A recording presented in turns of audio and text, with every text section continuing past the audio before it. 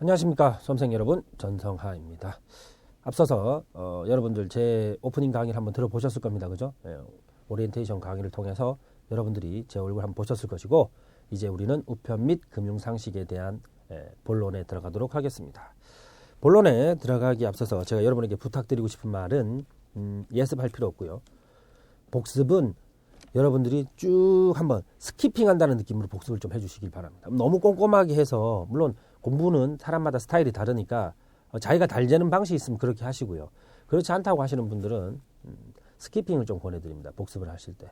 복습을 너무 꼼꼼히 하시려고 하다 보면 질려요. 그리고 지금 당장 100점이 될 필요는 없습니다. 야구를 할 때에도 시범 경기라는 시즌이 있죠. 그죠? 이 시범 경기를 할 때 또 시즌이 개막을 해서 시즌 초에는 여러분들이 아실 겁니다. 거기다 올인하다가 막 타율도 4할 때 되고 막 5할 때 되는 선수도 나옵니다. 근데 과연 시즌이 끝났을 때까지 유지되는지, 결국 타격 수위가 되는 선수들은 또 달라요. 그런 것처럼 여러분들이 지금 중요한 게 아니고 실전에서, 7월달 실전에서 여러분들이 합격하는 게 중요합니다. 그래서 공부에 대한 흥미를 떨어뜨리지 않고 습관을 유지하게끔, 이 몸은 습관이 배어 있으면 하게끔 시킵니다. 여러분에게 뇌가 그렇게 시키죠. 그러니까 여러분들이 그렇게 되어지게끔 하기 위해서 매일매일 조금씩 하는 거, 요걸 좀 부탁을 드리겠습니다. 자, 우리 출제 경향 분석이라는 교재 앞부분 한번 보세요. 2년에 한 번씩 이렇게 출제해야 되는 우리 시험에 대한 경향 분석이 나와 있습니다. 그래서 여러분들 이걸 보시면서 이쪽에는 이런 게 나오는구나, 이런 감을 좀 잡으시길 바랍니다. 아시겠죠? 그리고 여기다 이제 최근 개정된 사항들, 앞에서 제가 말씀드렸던 것처럼 우편 번호가 이제 5자리로 바뀌었다는 점, 그리고 고유식별 정보를 기재하지 못한다는 점, 이런 것들에 대한 개정 사항이나 금융 상품에 대한 내용들, 이런 걸 추가하신다면 충분히 여러분이 고득점이 가능할 거고요. 마지막 한 가지만 더 말씀드린다면, 의외로요, 무게나 길이와 같은 숫자는 우리 시험에 그렇게 기출되지 않습니다. 2014년도 기출 문제에서도 무게 관련 문제를 딱 한 번 냈어요. 뭐 손해배상까지 본다면 한 2개 정도 되겠죠. 근데 무게가 독립 문제로 나오지도 않고요, 보기 지문으로 나옵니다. 그러다 보니까 여러분들이 너무 숫자에 연연해 하신다면 힘듭니다. 이 숫자는 좀 더 많이 나오는 파트는 금융 쪽에 가서 금융 상품 관련된 숫자가 나와요. 몇 세부터 뭐 가입할 수 있고, 이런 거에는 숫자가 나올지 모르죠. 그건 본질이니까 중요한데, 우리 우편 관련 쪽에서 너무 숫자에 치중하지 마시라는 점 부탁을 좀 드립니다. 이 교재 분량도 너무 엄청나죠. 그죠? 분량도 엄청난데다 여러분 해야 할 양을 또 생각한다면 더 늘어나요. 그러니까 여러분이 공부를 하시다가 지칠까봐 저는 그게 가장 걱정입니다. 저도 각종 수험 공부도 오래 했고, 강의도 이제 10몇 년, 20년 가까이 돼가고 있는데요. 제가 일찍부터 각종 강의를 했었는데, 일찍 지치면 안 됩니다, 여러분. 공부는 스타트가 조금 늦어도 되는데 막판까지 꾸준히 하게 가면 됩니다, 여러분. 아시겠죠? 예. 자, 이제 교재를 한번 들어가도록 하겠습니다. 첫 번째 나오는 게 이제 우편 사업 총론이죠. 거기서 이제 우편의 의의 한번 봅시다. 자, 우편의 개념, 좁은 의미란 뭐냐? 우정사업본부가 책임지고 서신 등의 의사를 전달하는 문서 통화, 그 밖의 물건을 보내는 거예요. 우편은 실제로 말하면 보내는 겁니다. 그죠? 보내는 것.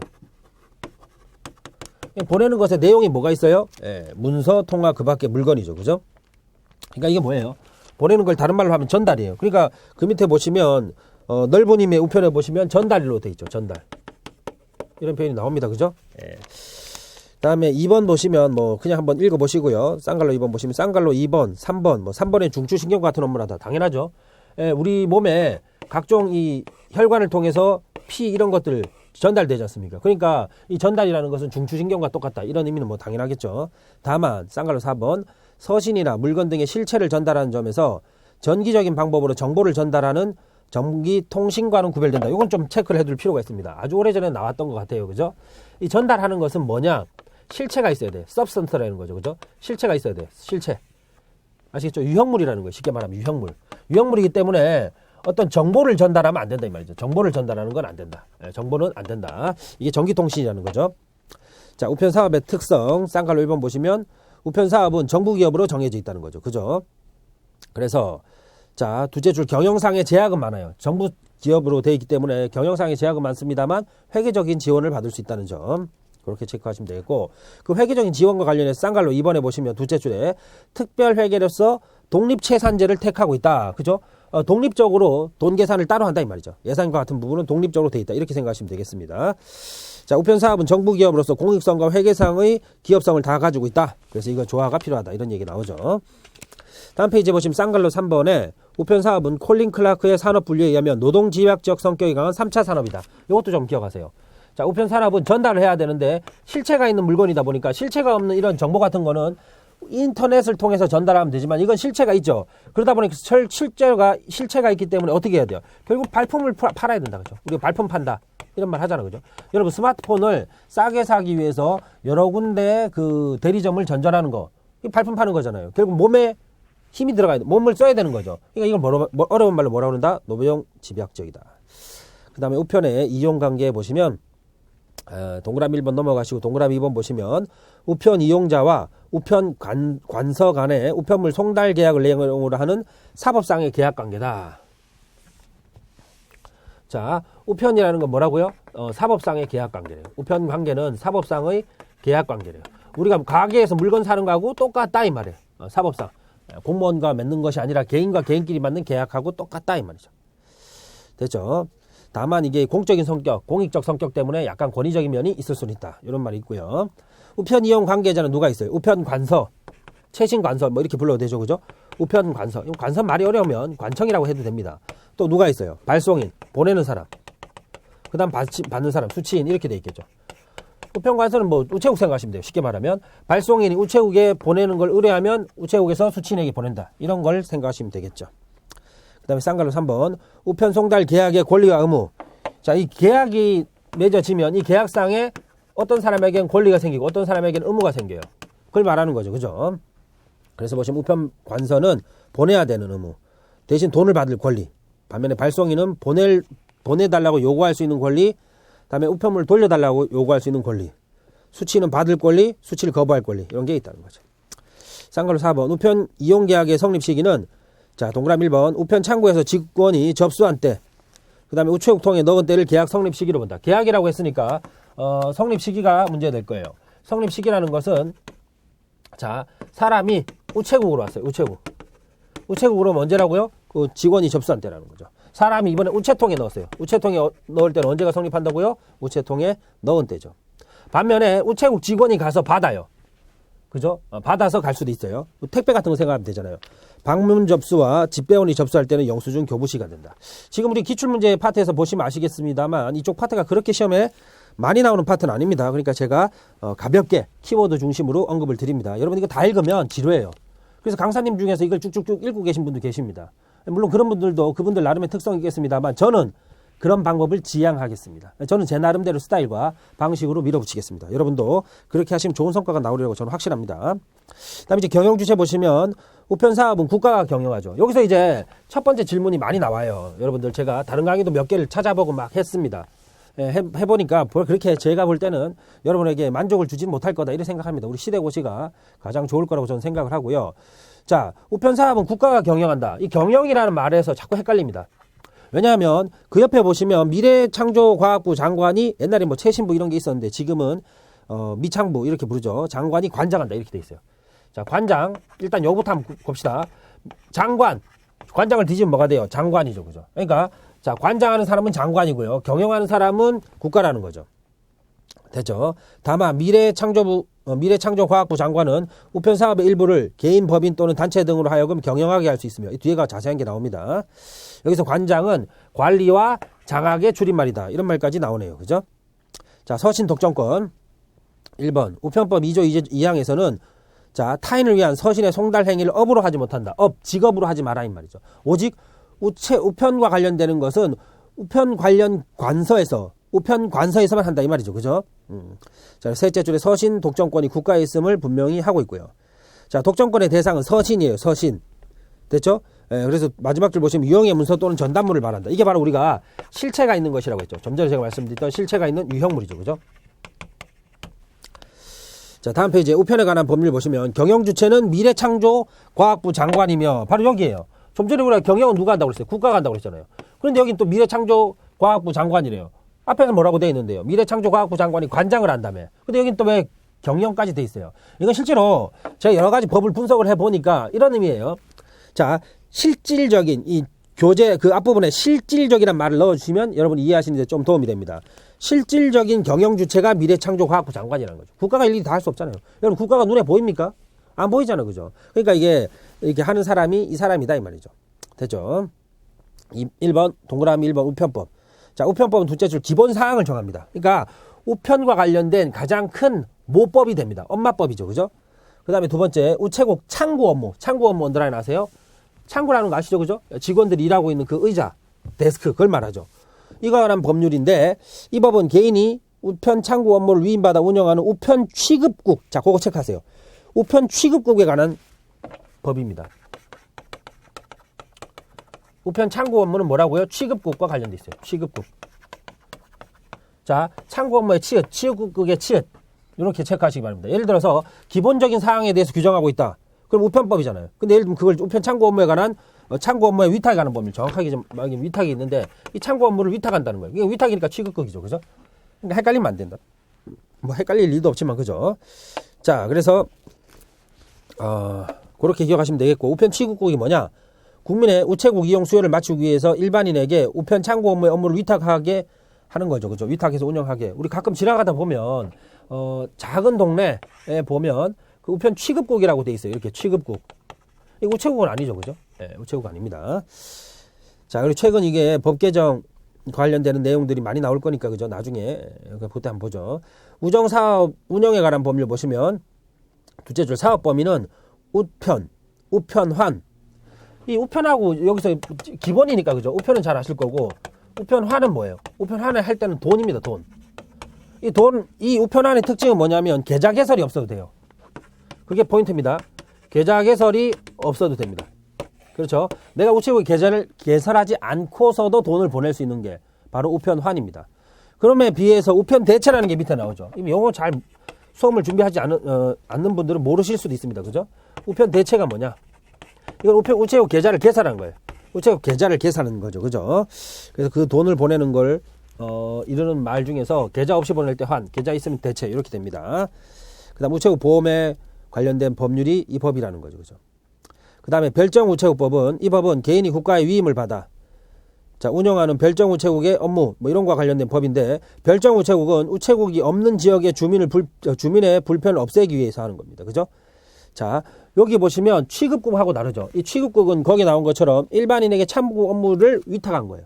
창구를 위탁한 거예요. 반면에 별정우체국법은 없는 곳이에요. 그 차이가 있다는 것.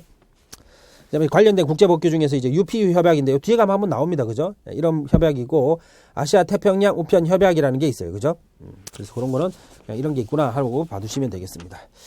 다음 페이지에 이제 우편 사업의 보호 규정이라고 된 걸 한번 보세요.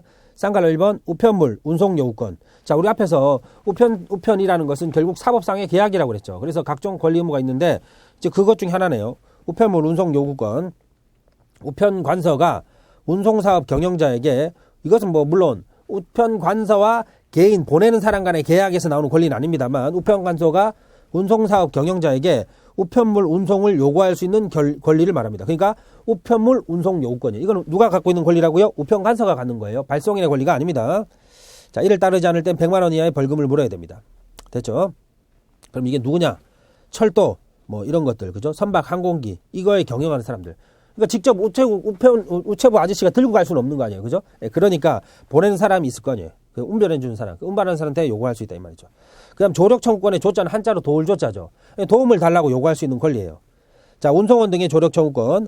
우편물을 수행 중인 운송원 집배원이나 우편물을 운송 중인 항공기 차량 선박 등이 사고를 당했을 때 주위에 도움을 요청할 수 있다. 역시 이것도 벌금은 100만 원입니다. 그다음 두 번째 국가 비상사태 시의 조력 청구권. 자, 둘째로 운송원이 뭐 이런 비상사태 때 하는 거예요. 운송원이 우편관소 외 기관과 직원에게 다른 그 기관한테 그죠? 이 조력 청구권은 일반인에게 부탁하는 거예요. 반면에 그 기관과 직원에게 요구하는 것은 이제 국가 비상사태 시의 조력 청구권입니다. 자, 역시 이것도 벌금 100만 원이고요. 그다음 동그라미 3. 운송원 등의 통행권과 통행료 면제. 자, 통행권은 통행할 수 있는 권리겠죠. 그죠? 거기 세 번째 보시면 다만 통행으로 피해를 입은 사람 이에 대해서 손실보상을 청구할 수 있다. 14년도 문제에도 손해배상 문제가 나오긴 했는데 손실보상은 국가나 공무원의 적법행위를 대상으로 합니다. 적법한 행위를 했습니다만 관련되는 피해가 클 때 거기에 대한 보상을 해주는 걸 손실보상이라고 그래요. 당연하게 아시겠습니다만 손해배상이라는 것은 적법한 행위가 아니라 위법한 행위를 대상으로 합니다. 요점 개념만 좀 잡아두시고요. 나중에 또 자세히 할 겁니다. 그 다음에 이제 통행료 면제, 뭐 이거는 뭐 특별한 게 없습니다. 그 다음에 도선 요구권은 배 타는 거죠. 그죠? 됐고요. 그 다음에 동그라미 4번. 우편 업무 전용 물건의 압류 금지와 부가 면제. 자, 우편 업무에 쓰이는 물건 있죠. 그걸 압류할 수가 없다는 거죠. 그죠? 자, 그 다음 니은 보시면 우편 업무 전용 물건의 부가 면제. 자, 이게 세금을 매기지 않는다 이 말이죠. 그 다음 동그라미 5번.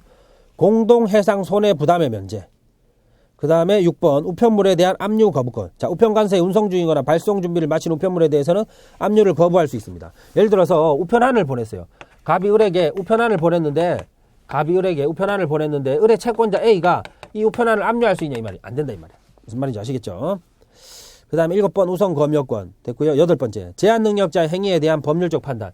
이거는 최근에 이제 민법 개정이 이루어지면서 우리 법에도 이게 반영이 된 거죠. 그죠? 제한 능력자라는 것은 독자적으로 독립적으로 유효한 법률 행위를 할 수 없는 자라는 개념이고요. 민법에서 나온 개념입니다. 한번 보죠. 기역 우편 이용 관계에서는 제한 능력자가 행한 행위라도 법률적으로 유효한 것이라고 판단한다. 지금 제가 요거는 이제 A, B, C급으로 전체 급수를 나눴을 때 한 C급 정도는 된다라고 보여집니다. 출제될 수도 있어요. 즉 제한 능력자는 원칙적으로 제한 능력자 행위는 취소가 가능합니다. 예를 들어서 우리 아들이 제 지갑에서 돈을 지 맘대로 꺼내가서 물건을 샀을 때 취소할 수 있어요. 제가. 그런데 이 우편 업무와 관련해서 우편 이용과 관련해서는 유효하다는 거죠. 됐죠? 그래서 그 점을 좀 기억하시고 거기 나오는 미성년자는 19세 미만자를 미성년자라고 하고요. 피성년 후견인 같은 경우는 정신적 제약으로 사무 처리 능력이 지속적으로 결연된 사람. 지속적으로. 머리에 꽃을 꽂은 남자 이렇게 생각하시면 되겠죠? 반면에 피한정 후견인 같은 경우는 지속적이 아닌 사람이죠. 지속적이지 않은 피한정 후견인이에요. 피특정 후견인은 특정 업무 분야에 대한 도움을 받는 사람이라는 개념인데 이러한 게 있구나라는 것만 아시면 되겠습니다. 자, 뭐 유하나 많지 않은 사람도 역시 들어가는 겁니다. 그러니까 이러한 사람이 했다 하더라도 유효하다는 거죠. 원래는 취소 가능하지만 우리 우편 이용 관계와 관련해서는 유효하다는 거죠. 그죠? 그래서 니은에 보시면 그 얘기가 또 나오네요. 우편 이용 관계에서 법률적인 잘못이 있는 경우를 제외하고는 무능력자 행위에 대해서도 무효나 취소를 주장할 수 없다 이 말이죠. 그다음 9번 우편물의 비밀 보장과 우편 정보 제공. 자, 기억 보시면 이제 비밀 보장이 법적으로 돼 있고요. 그죠? 단 예외적으로 이제 비밀 보장이 안 되는 경우도 있지만 그 경우도 최소화해야 된다. 이런 얘기가 니은에 나옵니다. 다음 10번 서신 독점권. 국가기관인 우체국에서만 서신을 취급할 수 있다 이 말이죠. 자, 서신 독점의 범위는 무게가 350g 이하죠. 통상 우편 요금 10배 이하인 서신. 국가나 지자체에서 보내는 등기 취급 서신. 이런 거 누구만 할 수 있다? 우체국에서만 할 수 있다 이 말이죠. 됐죠? 그 정도 기억하시면 되겠습니다. 다음 페이지 보시면 서신의 제외 대상이라고 되어 있죠. 신문. 이게 몇 번 나올 겁니다. 신문은 서신이 아니에요. 그 다음에 전기 간행물. 매달 오는 뭐 잡지. 예를 들어 어떤 여자분이 잡지를 주문했어요. 뭐라고 그러죠? 정기적으로 오게끔 주문했습니다. 그 용어 갑자기 생각 안 나네. 하여튼 그래서 전기 간행물 매달 들어옵니다. 그런 것들은 서신이 아니라는 거죠. 그 다음에 다음의 요건을 모두 충족하는 서적. 서적이라는 게 좀 책이 두꺼워야 되잖아요. 그러니까 48쪽은 넘어야 된다. 그죠? 그래서 그런 것들 한번 봐두시고 그 다음에 밑에 상품의 가격, 기능, 특성 등을 문자, 사진, 그림으로 인쇄한 16쪽 이상의 책자 형태의 상품 안내서. 왜 홈쇼핑 같은 거 보면 책자 안내서 보내주잖아요. 그죠? 광고 쫙 넣어서 그런 것들 생각하시면 되겠습니다. 나머지 뭐 특별한 게 없습니다. 신용카드도 여기에 들어가지 않네요. 다음 페이지에 들어갑니다. 우편 서비스의 종류와 이용 조건. 지금까지 뭐 그렇게 여러분에게 부담될 만한 내용은 없네요. 그죠? 자, 우편 서비스의 분류. 여기서부터는 조금 기억을 해 두셔야 됩니다. 우편 서비스는 보편적 서비스. 그 다음에 거기 나오는 것처럼 선택적 서비스가 있다 이 말이죠. 자, 보편적 우편 서비스 보시면 1. 국가가 국민에게 제공해야 될 가장 기본적인 거다 이 말이죠. 전국의 체계적인 조직을 갖추고 있어요. 서비스 대상은 2kg 이하 통상 우편물, 20kg 이하 소포. 소포는 여러분 아무래도 좀 팩이 크잖아요. 그죠? 그러다 보니까 이제 무게가 20kg. 여기는 이제 보편적 서비스 할 때는 2kg에 20kg. 이 숫자는 좀 기억할 필요 있어요. 이 숫자는 그냥 지금 당장은 암기 안 해도 돼요. 나중에 시험 임박하면 암기가 자동으로 되죠, 막. 자, 이런 것들. 국가가 제공해야 되는 보편적 서비스는 전국의 조직을 갖춰야 되겠죠. 그죠? 누구나 이용할 수 있어야 돼요. 됐죠? 그 다음 선택적 우편 서비스 한번 봅시다. 자, 고객 필요에 따라 제공하는 거죠. 서비스 대상은 2kg을 초과합니다. 자, 위에서 보면 이건 이하라고 돼 있죠. 이하라는 것은 2kg을 포함하는 거죠. 그러니까 2kg을 넘어가는 것부터는 뭐라? 선택적이다. 아시겠죠? 네, 그 점을 기억하시고. 자, 다음 페이지에 쭉 보시면 동그라미 4번 우편과 다른 기술 또는 서비스가 결합된 거예요. 그 전자우편 그런 거죠. 그죠? 예. 그 다음에 이제 배달 기한 한번 봅시다. 자, 쌍갈로 2번 우편물 배달 기한 보시면 통상 우편물 등기 포함해서 일반적으로 3일 안에 배달이 된다 이 말이죠. 그죠? 일반적으로 3일입니다. 3일. 그런데 이길 특급은 다음 날이죠. 등기 소포도 다음 날입니다. 아시겠죠? 자, 이길 특급과 등기 소포, 이길 특급은 이길이란 단어에서 알 수 있으니까 다음 날이 됐고요. 등기 소포도 다음 날이라는 점. 아시겠죠? 당일 특급은요. 당일이죠. 그죠? 접수한 당일 8시 이전입니다. 단 이제 이길이나 등기가 제주도일 때는 아무래도 배 타고 또는 비행기 타고 가야 되니까 2일이라는 거죠. 그죠? 그다음 3번 도서, 상간, 오지 등의 배달 기한은 자, 별도로 정합니다. 우리가 인터넷 서점에서 책을 주문할 때도 그죠? 예. 뭐 당일 배송 뭐 이렇게 하는데 상간 뭐 이럴 때는 달라질 수 있다. 뭐 이런 얘기 나오잖아요. 그죠? 그다음 쌍갈로 4번 배달 기한 적용의 예외. 예외 규정은 일반 우편물을 다음 날까지 배달하도록 정한 규정이다. 자, 동그라미 2번에 보시면 주 5회 이상 발행되는 일간신문, 관보 이런 것들은 적용이 되지 않는다. 됐죠? 그다음 통상 우편물. 자, 개념 서신 등 의사 전달물 및 통화 및 소형 포장 우편물. 서신 편지죠. 편지. 통화 돈이죠. 그다음에 소형 포장, 소형 택배죠. 요거 이게 뭐라고요? 통상 우편물입니다. 됐죠? 꼭 기억을 하시기 바랍니다. 여기 뭐가 안 들어갑니까? 동그라미 1번에 두째 주 보시면 다만 신문, 정기 간행물, 서전. 우리가 앞에서 봤던 거죠. 이건 여전히 여기서도 들어가지 않네요. 자, 그 다음에 의사 전달의 목적이죠. 자, 이게 무슨 말이냐면, 자, 그 동그라미 1번 서신에서 보시면 의사 전달을 위하여라고 돼 있어요. 그죠? 서신은 의사 전달을 위한 거죠. 의사 전달. 뭔가 알려주기 위한 겁니다. 그런데 다음 페이지에 보시면 의사 전달물의 동그라미 기억 보시면 의사 전달이 목적이지만 서신의 요건을 갖추지 못하면 의사 전달물. 아시겠죠? 그 다음에 서신에 제외한 통상 우편물 뭐 이런 것들. 그 다음에 통화. 통화는 유통수단이나 지불수단으로 가능한 화폐, 보조화폐, 은행권 등. 아시겠죠? 쉽게 말하면 돈이죠, 돈. 지불수단으로 쓸 수 있는 돈. 그 다음 소형 포장 우편물은 규격에 맞는 작은 것. 자, 그럼 규격에 맞는 거라고 해서 규격에 한번 봅시다. 여러분 이제 그 규격 요건 보시면 거기에 뭐가 나옵니다. 그죠? 그럼 이게 뭐예요? 이게 숫자 절대 안 나옵니다. 시험에. 지금까지는 그랬어요. 지금까지는. 그러니까 우리가 우편 봉투 생각하시면 돼요. 봉투 여기에는 뭐라고 돼 있어요? 보내는 사람. 여기에 우표를 붙이는 자리고 여기에 우편번호 5자리 쓰고 그 다음 여기에는 뭐라고 돼 있어요? 받는 사람. 여기에 이제 우편번호 5자리 쓰고 이렇게 돼 있습니다. 이거 말하는 거죠. 그죠? 자, 그럼 이 세로가 최소 90, 최대 130, 가로 140, 235 뭐 이렇게 돼 있죠. 모양은 직사각형 형태. 이 모양은 직사각형 형태라는 건 아시겠죠? 그죠?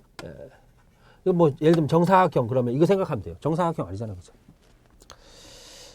자, 무게는 3g, 50g, 재질은 종이여야 됩니다. 그죠? 종이. 그 다음에 우편물 기록 관련해서 보시면 이건 이제 최근 개정돼 있으니까 물어볼 수 있어요. 수취인 우편번호. 그죠? 5자리입니다. 5자리. 일체 가려짐이 없어야 된다. 5자리. 요건 기억하시고.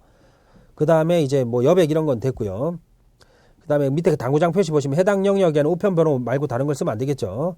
그 다음 표현과 내용물에서 보시면 형광물질 이런 거 안 되고. 두 번째 봉할 때는 풀이나 접착제를 써야 되지. 우리가 흔히 뭐 좀 일본식 표현으로 호치키스라고 하는 거, 스테이플러라고 하는 거, 튀어나오는 거죠. 이게 도드라진 거 안 된다는 거죠. 그죠? 그 다음에 나머지 뭐 특별한 게 없습니다. 이제 다음 페이지는 엽서죠. 엽서는 이렇게 해서 이 엽서 우리 보내는 거죠. 그죠? 엽서는 봉함이 안 돼 있죠. 쉽게 말하면 봉투에 덮여 있지 않는 거다 이 말이죠. 그죠? 규격을 한번 보세요. 규격. 앞에 거하고 다 어떤 정도가 차이 나는지. 역시 이것도 직사각형 형태 그죠? 나머지는 특별한 게 없습니다. 됐죠? 그 다음에 쌍갈로 3번 사제엽서의 규격 요건은 그 별도의 요건을 충족해야 된다는 거. 그 다음에 이제 권장 요건 보시면 색상은 70% 이상의 반사율을 가진 흰색이나 밝은색. 꼭 흰색만 한다. 그럼 틀리겠네. 그죠? 자, 나머지 특별한 게 없고. 동그라미 5번 한번 보세요. 우편물 뒷면과 우편엽서에 허락된 부분에는 광고를 기재할 수 있습니다. 광고가 절대 안 된다. 이러면 틀리겠네요. 그죠? 그 다음에 그 7번째 보시면 전기 간행물들을 묶어서 발송하는 띠종이 있죠. 이렇게. 우리가 돈 같은 거 돈다발에도 중간에 이렇게 띠로 묶어 놓잖아요. 이걸 띠종이라고 합니다. 그죠? 띠종이가 어떻게 돼야 되냐라 관련해서 그런 내용들이 나와 있습니다. 그죠? 나머지는 뭐 특별한 게 없습니다. 다음 페이지 보시면 광고 엽서가 나와 있습니다. 광고 우편 엽서는 발행 신청서가 도착한 날로부터 10일 이내 적합성 검토 후에 우편 사업본부에서 발행합니다. 광고 우편엽서는 요거 체크하세요. 사제할 수 없다. 사제할 수 없다는 것. 개인적으로 만들어 쓰는 게 안 된다 이 말이죠. 일정한 규격에 따라서 나와야 된다 이 말입니다. 다음에 이제 소포 우편물. 자, 소포 우편물은 통상 우편물 외에 물건을 포장, 소포포, 작은 포장이죠. 소포라는 것은 작은 포장이고, 이 포는 포장일 거고, 그죠? 소포는 작은, 규격이 스몰 사이즈다 이 말이죠. 자, 보편적 우편 서비스에서는 20kg 이하. 소포니까 20kg죠. 근데 보편은 이하죠. 그러니까 둘이 붙이니까 20kg 이하죠. 선택은 20kg 초과죠. 취급 대상 보시면 서신 등 의사 전달물, 통화 이외의 물건을 포장한 우편물. 아시겠죠? 의사 전달물, 통화 이외의 물건을 포장한 거예요. 자, 갈란에 밑에 당구장 표시에 백지 노트 등 의사 전달 기능이 없는 물건은 소포로 취급한다. 서신이 아니라는 거죠. 두 번째, 우편물 크기에 따라서 소형 포장 우편물과 소포 우편물로 나누고 소형 포장 우편물은 통상 우편물로 구분하여 취급한다. 소형 포장물은 통상 우편물이라는 거죠. 동그라미 3번, 소포 우편물에는 원칙적으로 서신을 넣을 수 없죠. 그죠? 소포는 포장이에요. 아니, 이렇게 포장을 해서 굳이 여기 편지 한 장을 넣고 포장할 일은 없잖아. 그죠? 물론 뭐 그런 경우도 있겠습니다만 원칙적인 개념에서는 서신을 넣을 수가 없습니다. 단 물건을 넣고 물건과 관련된 종이를 넣을 수는 있어요. 그러니까 오로지 서신만 들어가는 거는 안 된다는 거죠. 즉 여기 이제 소포는 서신이 아니에요. 그래서 온리 서신만 있다. 이거 안 돼. 이런 건 이제 물어볼 수 있죠. 다음 페이지에 소표 우편물의 접수. 자, 이 소표 우편물을 받을 때는 우리 여러분 지금부터는 자, 여러분이 이제 우체국에 뭘 보낸다고 생각합니다. 여러분이 사랑하는 여자친구, 남자친구, 엄마, 아버지, 그죠? 동생, 누나, 뭐 이런 사람한테 보내는 거야. 이제 보낼 때 여러분 이제 우체국 창고에 왔습니다. 그럼 이제 물건을 딱 올려놓고 여러분 어디에 올려놔요? 그 무게 되는데 올려놓죠. 거기 딱 올려놓습니다. 그럼 이제 직원이 물어봅니다. 이거 뭐 들은 거예요? 하고 물어보죠. 어디 보내실 건지 뭐 들은 거 물어볼 거 아닙니까? 그거 생각하세요. 아, 재밌다, 그죠? 내용품을 문의합니다. 그리고 거기 보시면 이제 뭐 들어있는지 물어보는 거예요. 우편 위험한 거 있는지, 그죠? 폭발물 같은 거나 또 그다음 니은 것이면 다른 우편물을 훼손시키거나 침습을 초래할 가능성. 예를 들면 김치 같은 거 병으로 보내면 깨질 수 있잖아요. 뭐 그렇게 깨어질 수 있는 게 있는지 이런 거 물어봅니다. 그죠? 그래가지고 이제 깨어질 수 있는 게 있으면 조심하라고 프레자일 이런 거 딱 붙이잖아요. 영어로. 그죠? 예. 그 다음에 2번 의심 우편물의 개피 요구. 뭔가 좀 문제가 된다 생각하면 이제 딱 발송인이 얘기를 거짓말로 한다든지 문제가 예를 들면 냄새가 나. 아니면 안에서 막 고양이 소리가 찍찍 나고 있어. 그런데도 저 진술은 아니에요. 이렇게 얘기하고 있으면 뭔가 이상하잖아. 그럼 안에 열어볼 걸 요구합니다. 근데 만약에 열어보지 않는다. 그럼 어떻게 해요? 접수를 거절합니다. 됐죠? 그 다음에 동그라미 3번은 이제 포장 상태 검사는 포장이 잘 됐는지 보자 이 말이죠. 그 다음에 이제 요금 징수 이제 자, 요금을 어떻게 할 수 있냐? 둘째 주 보시면 신용카드, 전자화폐, 전자결제, 즉시 또는 후납으로 결제할 수 있어요. 왜냐하면 수취인이 돈 낼 수도 있으니까 그죠? 후납도 가능합니다. 등기소포 요금은 우표 현금으로 수납하여 즉납 처리합니다. 즉시 거기서 결제한다 이 말이죠. 착불소포는 가서 받는 거죠. 그죠? 자, 등기소포와 일반 소포와의 차이 여기까지만 하죠. 등기소포는 접수에서 배달까지의 송달 과정에 대해서 기록합니다. 자, 이 등기소포는 시험에 나올 수 있어요. 등기소포 이것도 제가 기억하게 해드립니다. 기록이 돼 있어요. 아시겠죠? 이렇게 생각하세요. 반면에 일반 소포는 기록하지 않잖아요. 둘 다 영수증 교부도 똑같고 납부 방법도 똑같고 손해배상이나 반송료와 관련된 건 오로지 뭐에만 있어요? 등기소포에만 있습니다. 또 부가 취급 서비스 같은 경우도 등기소포에만 있죠. 됐죠? 자, 첫 번째 시간 요 정도 하겠습니다. 앞으로 이런 방식으로 진행하겠습니다. 제가 뭐 강의하시다가 여러분의 100% 만족을 다 드릴 수는 없을 거예요. 하지만 열심히 할 걸 말씀을 드리겠습니다. 여러분도 열심히 즐겁게 따라와 주시길 바랍니다. 고생하셨습니다. 다음 시간에 뵐게요. 감사합니다.